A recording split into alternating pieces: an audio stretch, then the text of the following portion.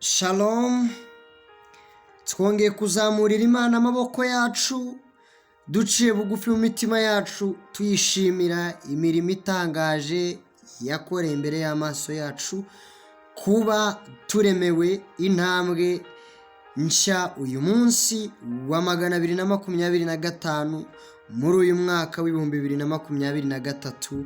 Uwiteka abishimirwe. Umva icyo avuganye natwe mu ntambwe nshya uyu munsi.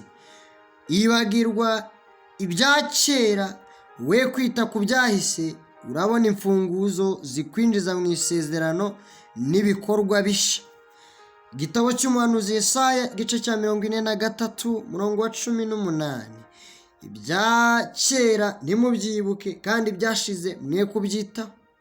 Uwiteka aragira ngo wibagirwe ibyo ngibyo byahoze bikuriza, ibyahoze bikubwira ko ntacyo uzimarira, ibyahoze bikubwira ko ntaho uzigeza, ibyahoze bikubwira ko uzicwa n'inzara, uzapfa ukenyutse, babona nta kizavamo, babona uzarangira utyo, babona uzapfa utyo. Ariko Uwiteka aravuguruza ibyo. Ntabwo ari ijambo ry'Imana rivuga. Ayo magambo bavuze, hari ijambo rya Yesu Kristo riri kuyavuguruza. Umva ahubwo igishoboka ni ugutera imbere, ni ugutera intambwe nshya. Uwiteka guteje intambwe nshya mu mitekerereze, intambwe nshya mu mikorere, intambwe nshya mu gakiza,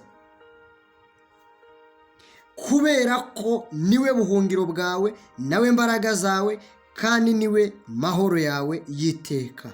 Data, turagushimye kubw'uyu munsi, kubw'iyi ntambwe nshya uteje umwana wawe, kandi ukaba ugiye kumukorera iki kintu gisha, ukaba ugiye kumuremera umugisha udasanzwe. Amen.